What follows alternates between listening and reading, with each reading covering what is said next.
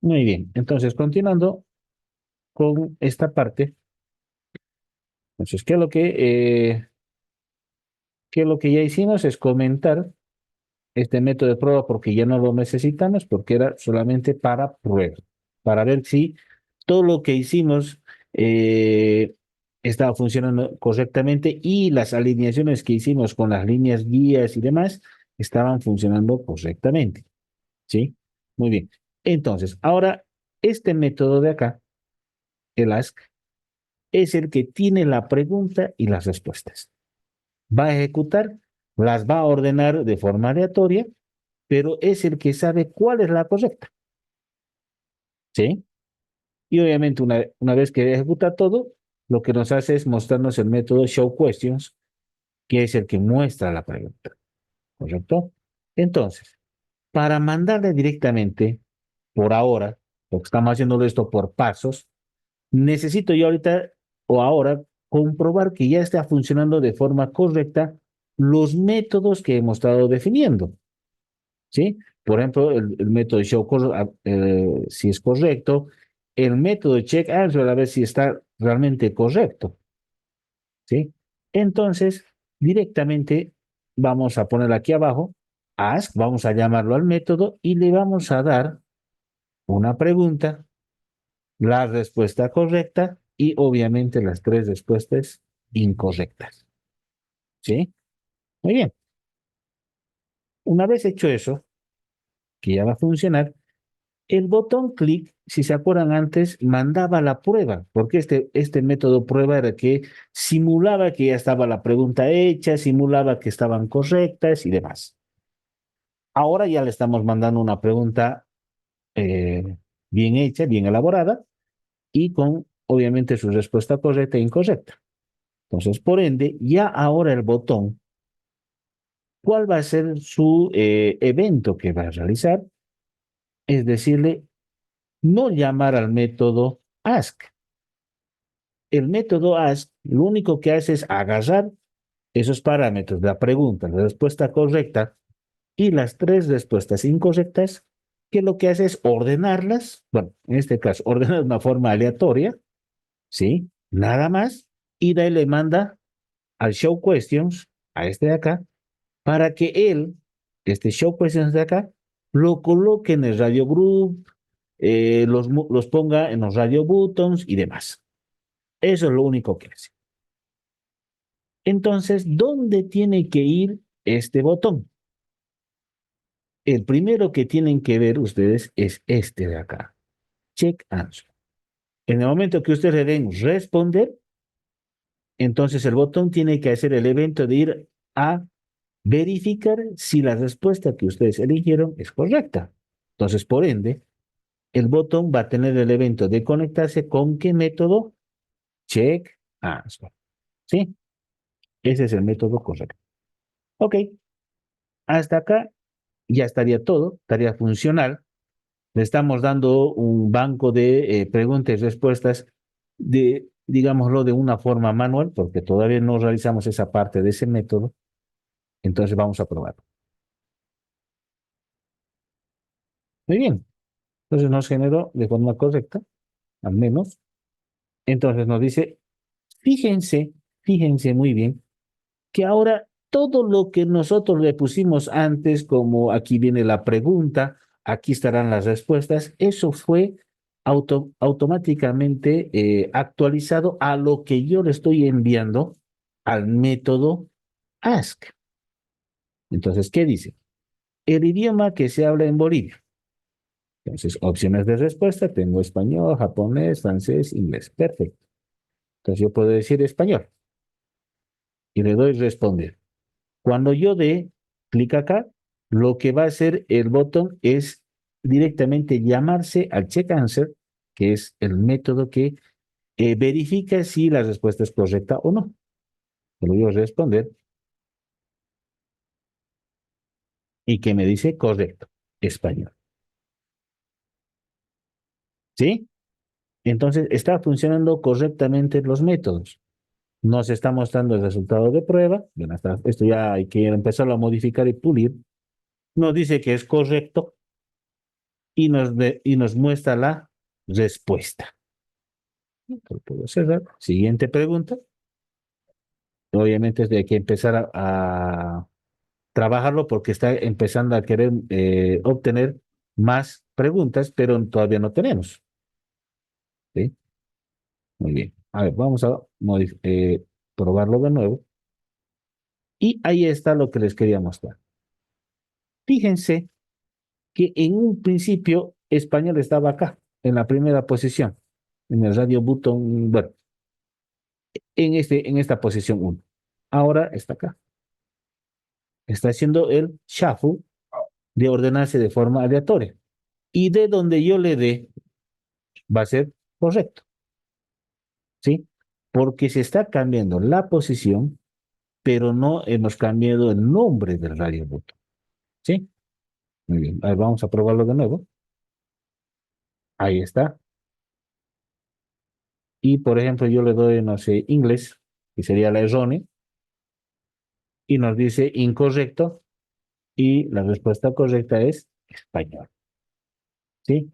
Fíjense qué sencillo es realizar una aplicación con interfaz gráfica solamente trabajando en la misma ventana.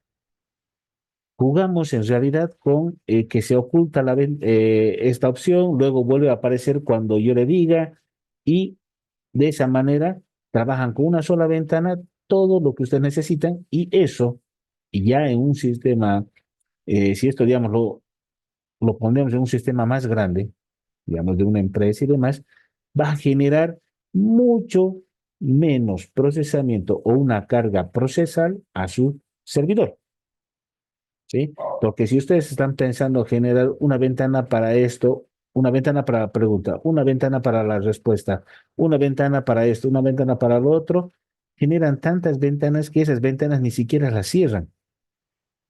Todavía se queda con el proceso abierto y eso sigue generando una carga para su servidor.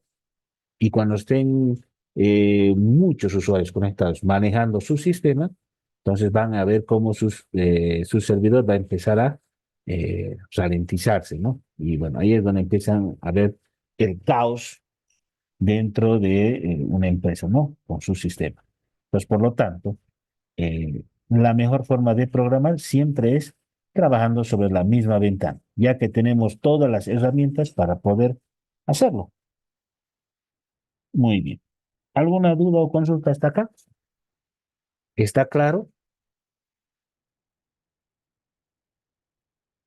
Muy bien. Se los voy a volver a pasar todo esto, porque hicimos una modificación ahí para que lo puedan tener en su medio diapositiva. De igual manera, los voy a subir al claro. Ok.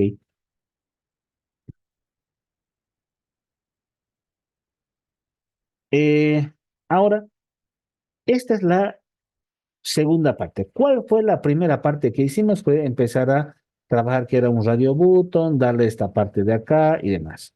La segunda parte que trabajamos ya es toda esta parte de definir o por lo menos trabajar ya con stretch y alignment y definir nuestros métodos que vamos a utilizar. Hasta ahora está funcional nuestro proyecto de clase que es la tarjeta de memoria. Pero hay todavía algo más para trabajar, para llegar a terminar. Entonces vamos a ver la tercera parte en unas diapositivas que tengo. Muy bien. Entonces, aplicación de la tarjeta de memoria, parte 3.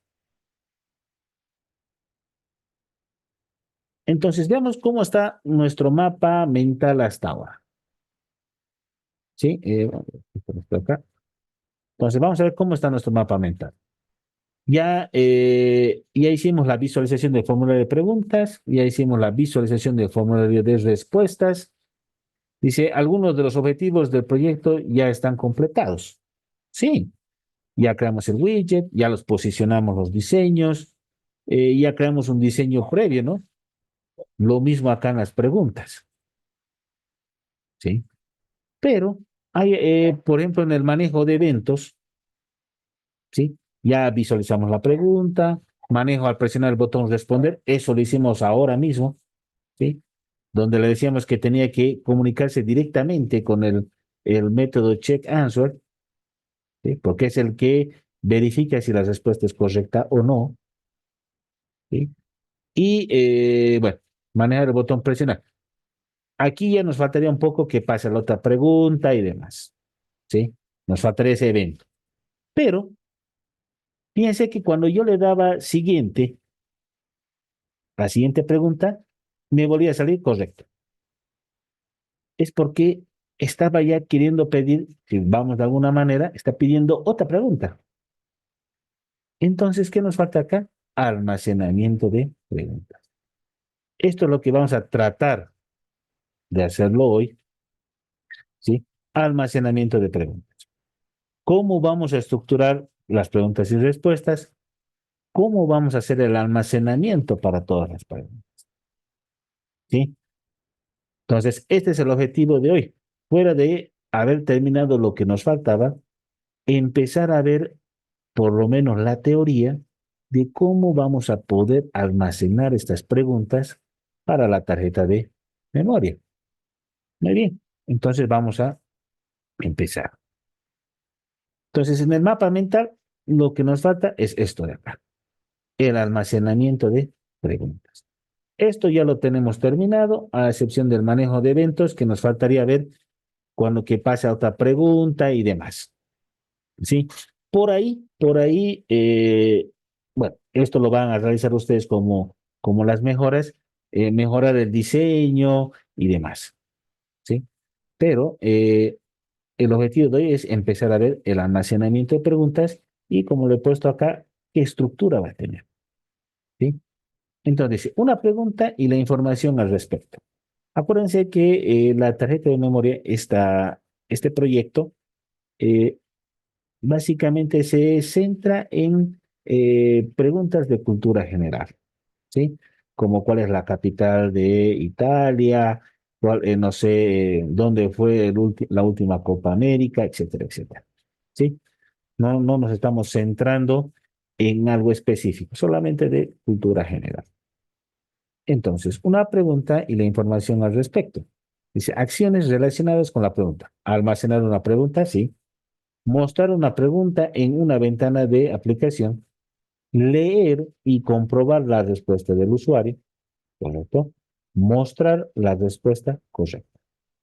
¿Sí? Parte de esto ya lo estamos haciendo, ¿no? Estamos mostrando si la respuesta era correcta, sí.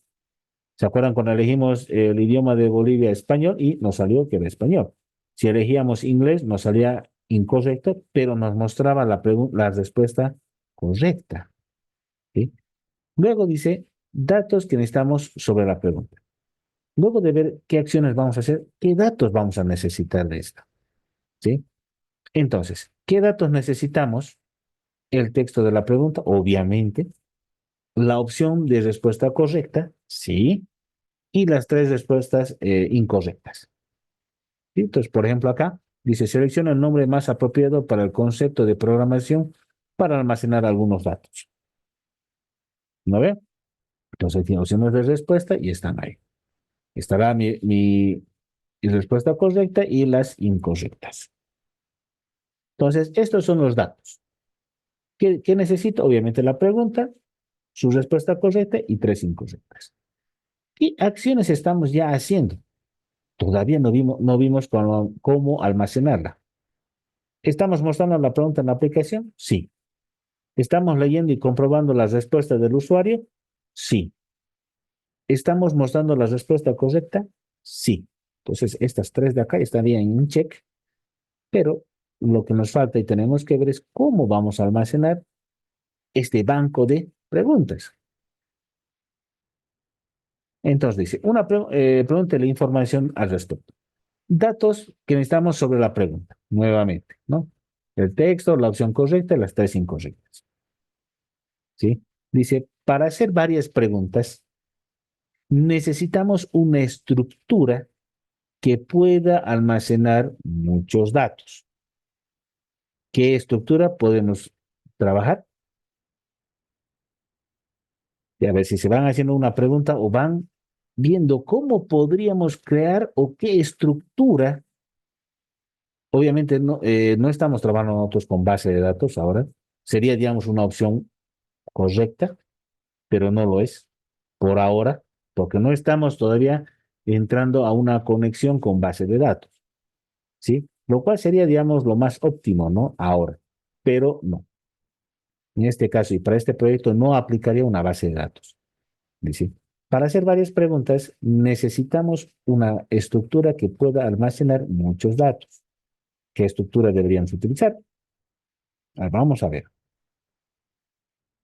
Vamos a crear, obviamente, la clase question. Vamos a crear una clase ahora.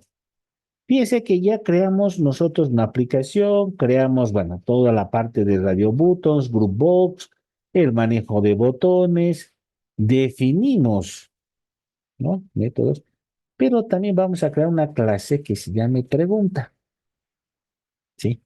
Esta clase pregunta, ¿qué va a aceptar como su constructor? ¿Sí? Obviamente va a aceptar la pregunta, la respuesta correcta y las tres incorrectas. ¿Sí? Y obviamente, bueno, ya saben ustedes armar lo que es un constructor. Pero, ¿qué dice por acá? La clase question, que hace la clase pregunta, el constructor de la clase es el cual da las propiedades para una instancia de question, ¿no? De la clase question. ¿Qué propiedades tiene? Tiene la pregunta, respuesta correcta y tres incorrectas. ¿Sí? Creo que esto era más que obvio cómo iba a estar estructurada nuestra pregunta y sus respuestas. Es conveniente concluir los datos de las preguntas en la clase question. ¿Sí? Muy bien. Entonces ya sabemos que tenemos que crearnos una clase question y obviamente un método constructor para ello. ¿Qué más? Ahora vamos a implementar la clase question, dice. Para implementar la clase question, debemos hacer algunos cambios a nuestro programa. Por ejemplo, dice, ¿qué hace? Añade una pregunta. Antes los datos eran almacenados en variables. Después, dice, muestra una pregunta. Los widgets muestran los datos de las variables. Acuérdense esto de acá, ¿no? Lo que hicimos, answer en la posición 0, set text, right answer. Después, ¿qué hace? Luego tenemos, hace una pregunta, llama a ask. Acuérdense, una vez que hacíamos la pregunta, tac, mandaba las para que las mezcle, las respuestas, ¿sí? Y después mandaba al show question para que me lo muestre en la ventana. Y dice, los parámetros de entrada eran las constantes con los datos de pregunta. Después, ¿sí? Ahora entonces, ¿cómo lo vamos a hacer? Los datos eran almacenados en variables. Los datos son las propiedades de una instancia de la clase. ¿Ok? Ahora, los widgets mostraban datos de las variables. Ahora, ¿qué va a hacer? Los widgets muestran los campos de la clase. Los parámetros de entrada eran las constantes con los datos de pregunta. Ahora, ¿qué va a hacer? El parámetro de entrada es una instancia de la clase question. Fíjense esto. Todo lo que hicimos hasta ahora fue trabajar con la parte gráfica de Python, todo PyQt5. Creamos un botón, no creamos en ningún momento una clase. Qué bonito, se crea excelente y empezamos a crear acá los métodos y demás. Queda muy bien. Pero ¿cuándo definir la clase? ¿Cuándo entramos nosotros a trabajar con la programación orientada a objetos? En ningún momento, aquí no hay nada. ¿Sí? No hay nada acá. No hay nada que diga clase, nada. Entonces, esto era para aprender cómo se puede trabajar con el Python en un modo gráfico, ¿sí? Ir aplicando, ir aprendiendo. Y ahora que nos toca a lo que ya estamos aprendiendo, o lo que ya hemos visto un poco de esto, tenemos que sumarle lo que ya sabemos de la programación orientada a objetos, ¿sí? ¿Qué sería esto? Si antes había variables, bueno, ahora van a ser propiedades de una clase. Si los widgets eran datos de las variables, bueno, ahora van a ser los widgets, van a mostrar los campos de la clase, ¿sí? Entonces, ahora vamos a trabajar con clases. Vamos a lo que ya hemos visto, ahora le vamos a sumar programación orientada a objetos, ¿sí?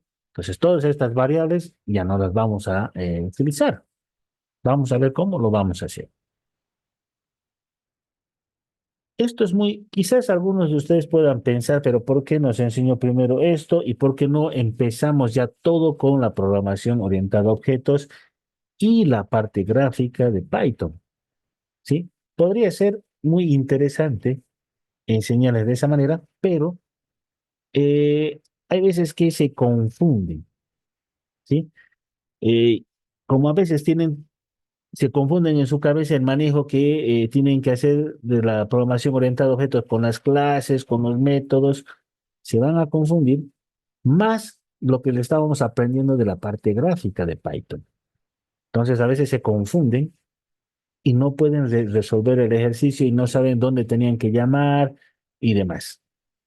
Entonces, por lo general, y la mejor forma es primero te voy a enseñar cómo más o menos funciona la parte gráfica de Python, para qué sirve el QH, el QB Box Layout, qué es un radio button. Bueno, por lo menos un poquito vamos entrando ahí.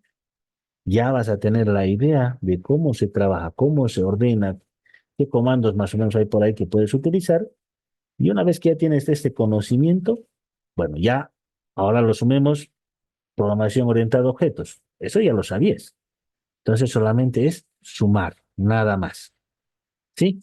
Entonces vamos a unirlo todo. Por eso yo le he puesto acá, vamos a unirlo todo. Ya sabemos algo de programación gráfica de Python. Ahora vamos a unirlo con la programación orientada a objetos. Entonces, fíjense en la clase question, ya vamos a crearnos una clase, la vamos a describir y obviamente la interfaz de la aplicación, funciones que muestran la pregunta y demás. Va a estar dentro de esta clase. ¿Qué quiere decir? Que todo lo que hemos hecho ahorita lo vamos a meter dentro de la clase question. ¿Sí? Por eso dice unirlo todo. ¿Qué estás uniendo? Estás uniendo lo gráfico con la programación orientada a objetos. Luego, vamos a definir acá un ask y a un método ask, ¿sí? Que va a ser de la pregunta. Entonces, cambio el cuerpo de la función con las propiedades de la instancia Q, por ejemplo, de question Q, creando una ventana, lanzando la aplicación, creando la instancia Q de question. Vamos a ver eso. Vamos a llamar al método ese, ¿se acuerdan? Ask, que lo mezclaba todo con el argumento Q, ¿sí? Y obviamente, fíjense si no lo ven acá mucho, ¿sí? Vamos a llegar ahí y es lo óptimo es llegar a lo mismo, ¿no? Que esté funcionando correctamente, solo que ahora usando programación orientada a objetos. ¿Cuál es el resultado esperado de esto? El sistema de almacenamiento de datos cambiará dentro de la aplicación. En vez de almacenar los datos de las preguntas en las variables, tendremos la clase question y sus instancias. La aplicación no cambiará externamente y su funcionalidad será la misma, solo que funcionará de forma diferente. ¿Qué quiere decir esto? Todo lo que hicimos acá, todo esto de acá, va a seguir, va a seguir apareciendo. Vamos a seguirlo teniendo todo igualito, porque todo lo que hicimos hasta ahora funciona correctamente, pero va a funcionar diferente. ¿Por qué? Porque lo vamos a colocar con programación orientada a objetos, creando las clases, instanciando la clase, llamando a métodos, etcétera, etcétera, etcétera. ¿Sí? Es por eso que eh, va a funcionar de una forma diferente. ¿Sí? Muy bien. ¿Alguna duda o consulta que tengan?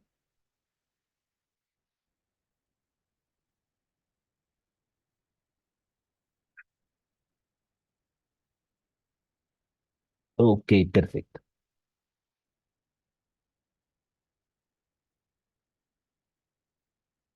Nos vamos a dejar hasta aquí la clase de hoy y les muestro lo que vamos a hacer un poquito para la clase del jueves, porque no nos va a dar tiempo para empezar. Bueno, aquí está el sistema para trabajar las preguntas. Esto lo vamos a ver después. Y acá. Por ejemplo, vamos a ver el primero que tenemos que hacer sí o sí, almacenando un conjunto de preguntas. ¿Sí? ¿Qué dice acá? Lista de preguntas. Instancia de la clase question. Añadiendo una instancia a la lista de preguntas. Si ustedes no se daban cuenta, vamos a utilizar listas para poder almacenar las preguntas. ¿Sí? Para los que se han dado cuenta, muy bien. Pero era, creo que lo más lógico hasta ahora, ¿cómo voy a almacenar? O sea, lo más lógico era decir, bueno, vamos a utilizar listas o diccionarios. Listo, ya está. Pero una forma fácil, sencilla de poder almacenar, no digamos 100, 200 preguntas, pero por lo menos una buena cantidad para que este proyecto pueda funcionar. ¿Sí? Entonces, a través de las listas, vamos a crear nuestro banco de preguntas. ¿Sí? Vamos a aprender cómo, vamos a volver a recordar cómo trabajar con las listas. Por ahí alguno se olvidó. Bueno, vamos a volver a recordar. Muy bien, esto es lo que vamos a ver la siguiente clase, el día jueves. Entonces, ahí les pediría que por favor no falten y podamos ver tranquilamente esta partecita de mostrar las preguntas, el almacenar las preguntas en listas. ¿Sí? Muy bien. Entonces, cualquier duda o consulta, ahí me pueden, si quieren, escribir al WhatsApp y ya les pasé el código del proyecto. De igual manera lo voy a subir al Classroom para que lo tengan. ¿Sí? Muy bien, entonces, chicos, que tengan muy buena noche. Nos vemos el próximo jueves para continuar con nuestro proyecto de la tarjeta eh, de memoria. Buenas noches.